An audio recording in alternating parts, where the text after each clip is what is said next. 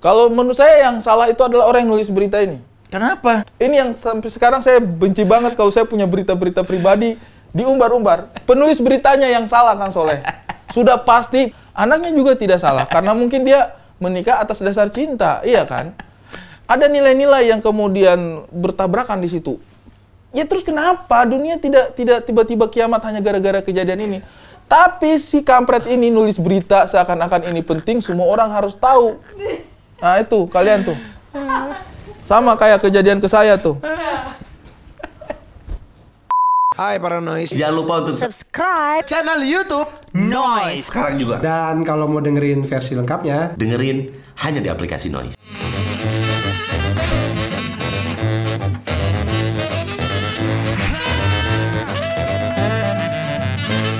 Oke, yang baru bergabung di Noise dari YouTube-nya Taulani TV, selamat bergabung. Yang sudah mendengarkan dari awal di Noise, ya hebat kamu para Noise. Tapi kalau ngomong Ari Kriting ini saya saya disuruh bilang apa sulit ini sama produser, tolong dong 3 sifat yang Ari benci dari Soleh.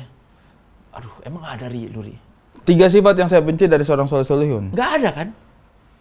Sebenarnya tidak ada sih kalau spesifik ya. Nggak ada. Makanya saya selalu bilang itu selalu case by case. Case by case. Dan Anda itu sangat lincah sekali membelokkan sesuatu yang sebenarnya negatif menjadi positif untuk Anda. Bukan untuk orang banyak, untuk Anda sendiri. Kayak yang tadi bikin saya tidak ikhlas. Ya, terus? Bagaimana klaim orang-orang terhadap Kang Soleh menjadi seorang hero tanpa aksi heroik.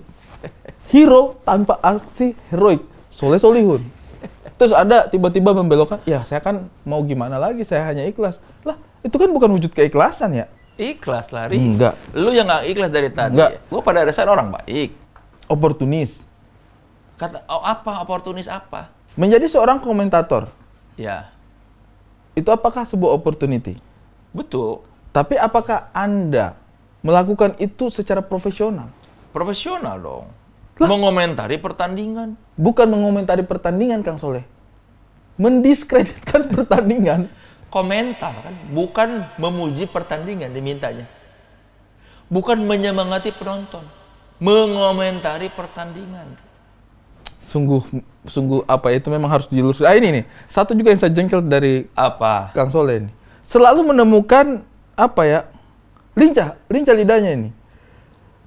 Mendiskreditkan pertandingan, dia selalu bisa cari jalurnya bagaimana caranya supaya dia yang benar terus itu.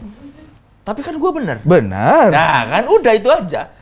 Udah benar, udah itu. Apa istilahnya untuk orang seperti ini nih? Argumennya bagus itu istilahnya. Bukan. Pintar berargumen. Istilahnya itu pintar berargumen, Ri. Udah. Itu kayak apa ya? Tidak mau menerima kesalahan. Lah kan gue nggak salah.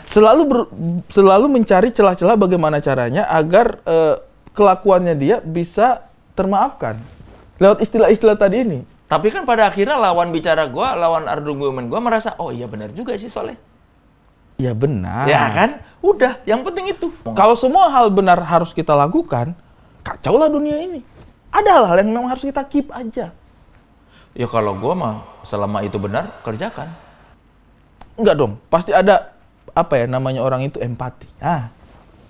Soleh Solihun adalah orang yang empatinya mati. Bukan mati.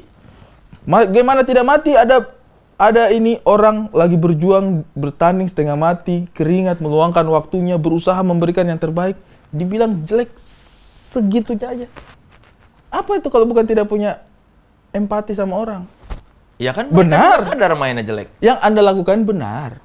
Tapi kan masa sih tidak ada hatinya? Kan saya bukan pelatih mereka. Ngapain saya memberi semangat?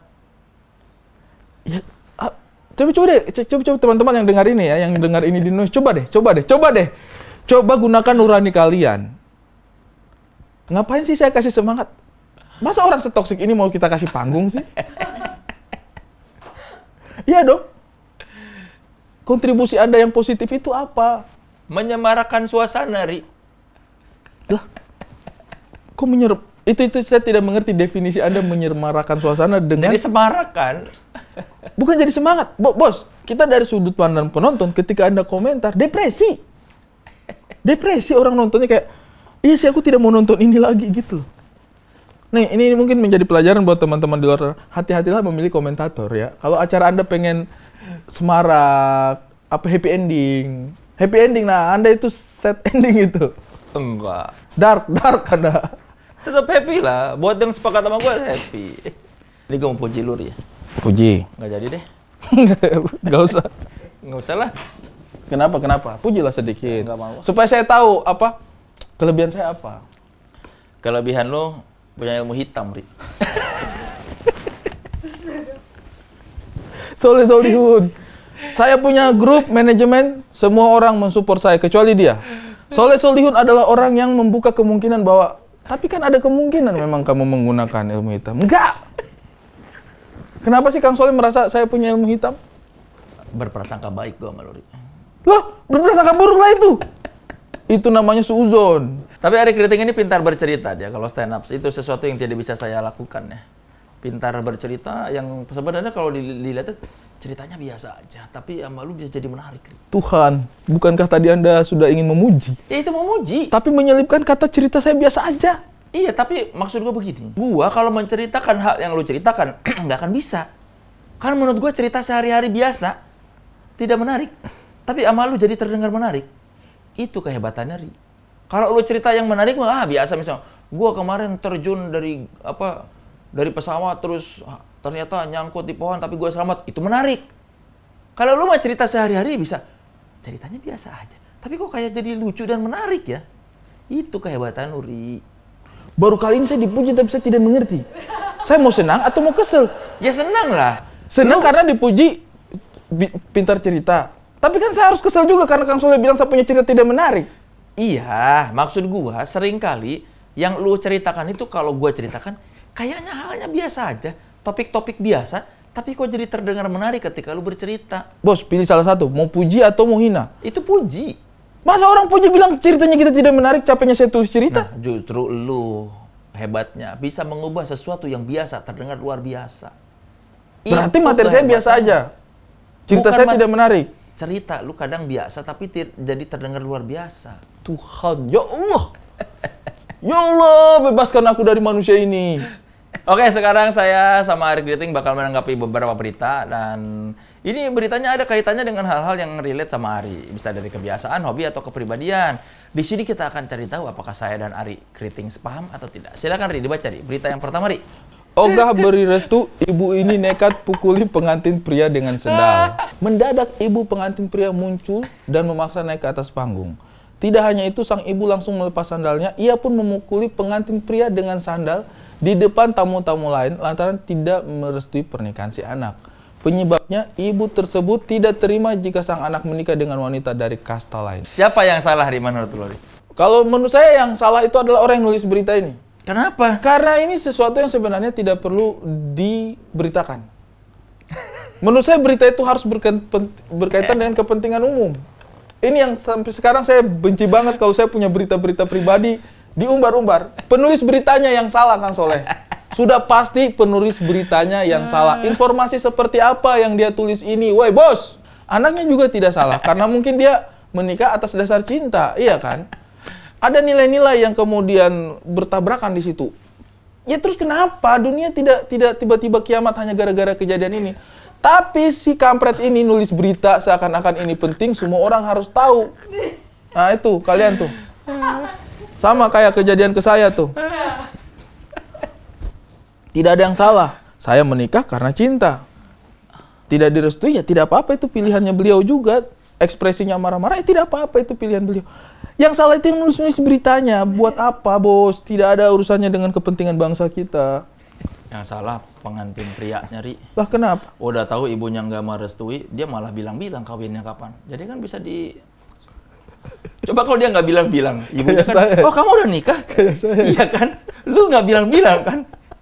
Jadinya ibu mertua lu nggak datang kan? Karena lu nggak bilang-bilang. Dia nggak niru lu, Ri. Tapi saya bilang sama bapaknya. Tapi kan nggak bilang sama ibunya kan? Bilang juga. Tanggalnya. Ya, Iya kan? Ya, Tiba-tiba kejutan sudah menikah. ya kalau direstui kan pasti kita bilang. Iya, nah makanya si pria ini sudah tahu tidak direstui, masih bilang-bilang sama ibunya. Ah tidak, kita bilang waktu itu. Kita bilang tanggalnya kapan, kita bilang. Yang kita tidak bilang tempatnya.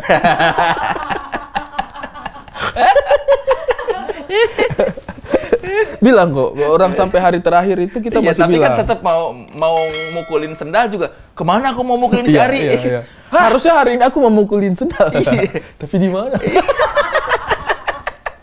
Pasti Astagfirullah. dia bacakan.